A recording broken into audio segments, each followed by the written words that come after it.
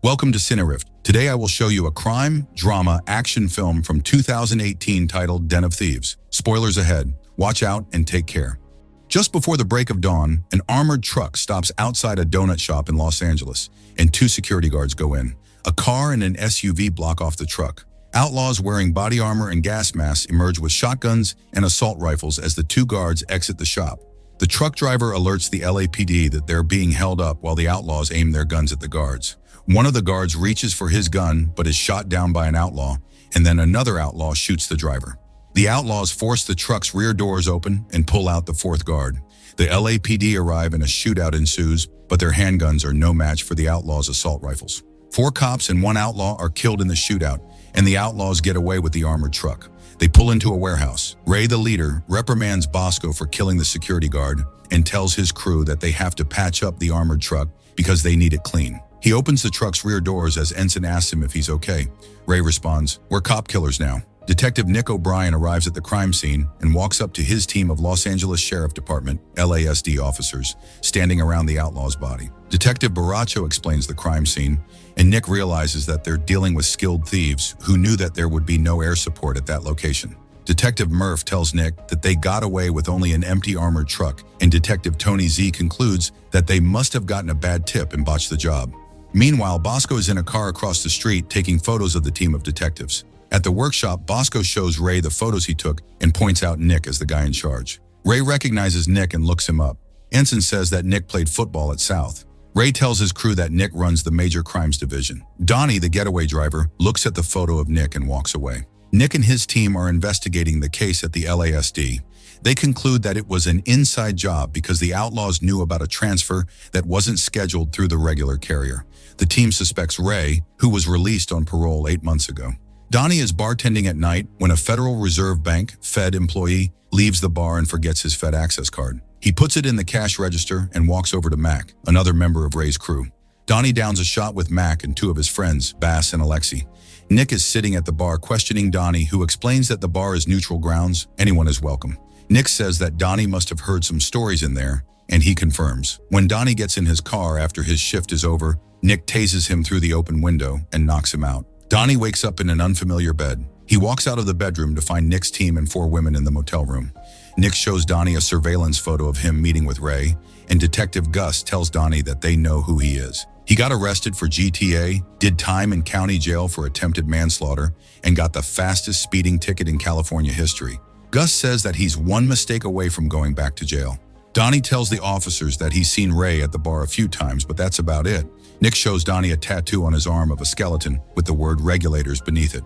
He tells Donnie that it means he's a member of a clique, which is a gang of cops who don't play by the rules. They don't book criminals, they just shoot them. Nick asks Donnie what a coward like him is doing hanging out with a crew of convicts. He strangles Donnie, who confesses that he's just the driver and is kept in the dark about the crew's operations. Nick tells Donnie to keep doing his thing and they'll be in touch. Nick arrives home at dawn and his wife confronts him about cheating. She shows him a text he accidentally sent to her phone. She takes their daughters and leaves. The crew is surveilling the LA branch of the Federal Reserve, and Ray tells them that it's the only bank that's never been robbed. He explains the Fed's extreme security measures and says there have been 53 break-in attempts and not one has got past the lobby. That's why we're going to rob it. At LASD headquarters, the regulators discover that Ray, Ensign, Bosco, and Donnie all served in the Marines. They're reviewing unsolved heists and figure out that there were no highly sophisticated ones during the 10 years Ray spent in prison. Nick tells the regulators that if they nail Ray, they solve all the unsolved cases.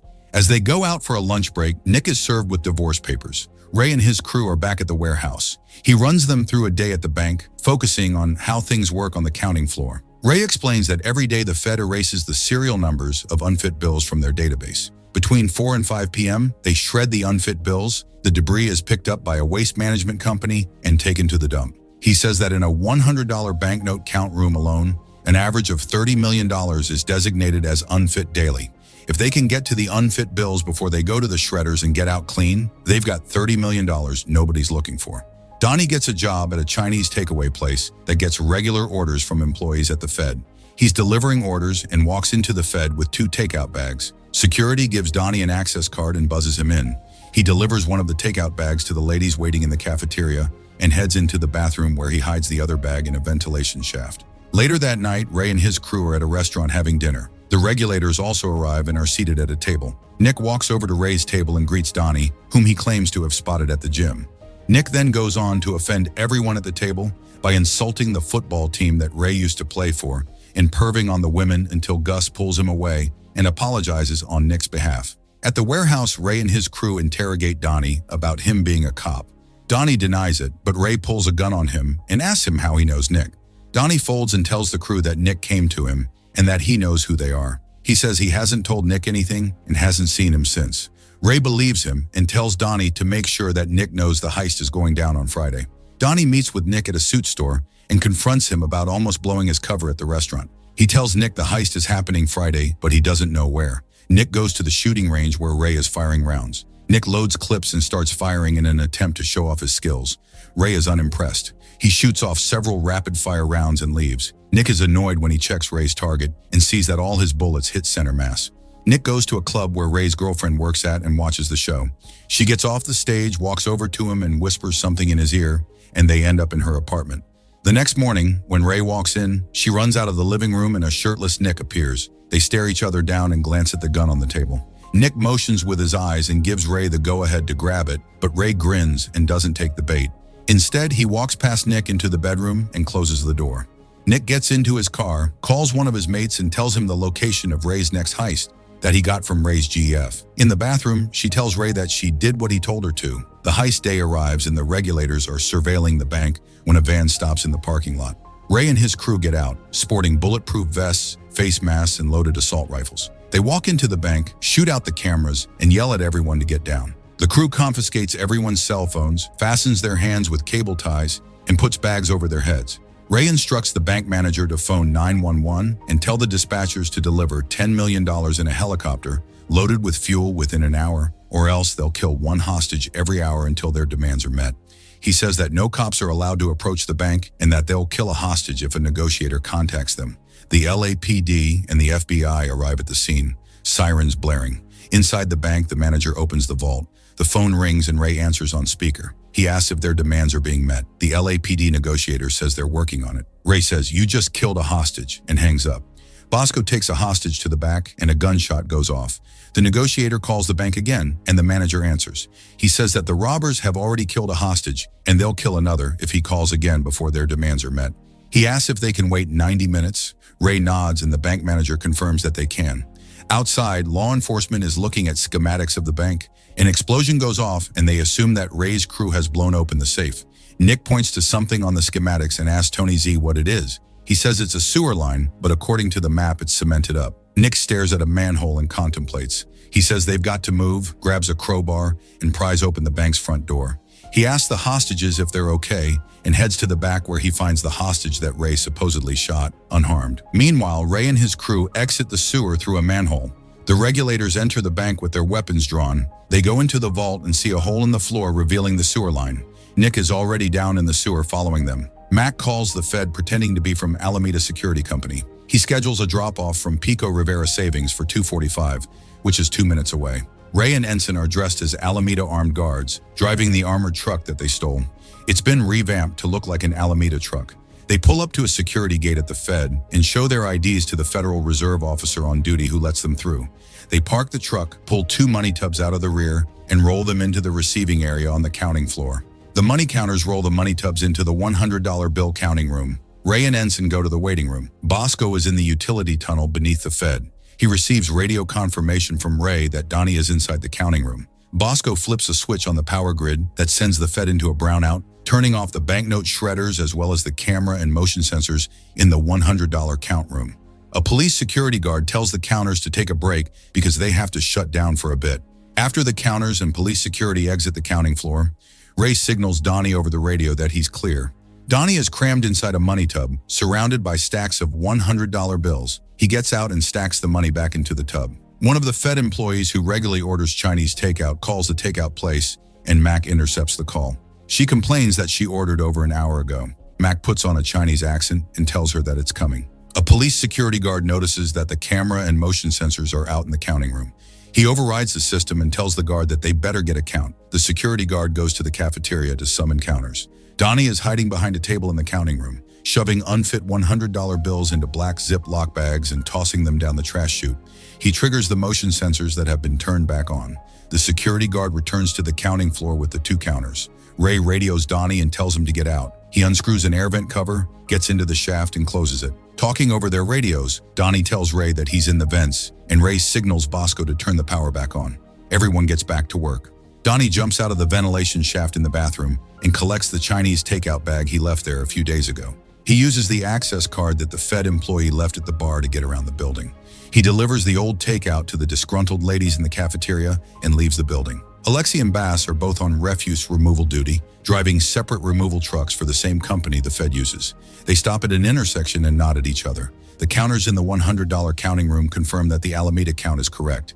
They roll the empty tubs back to Ray and Ensign and buzz them out of the waiting room.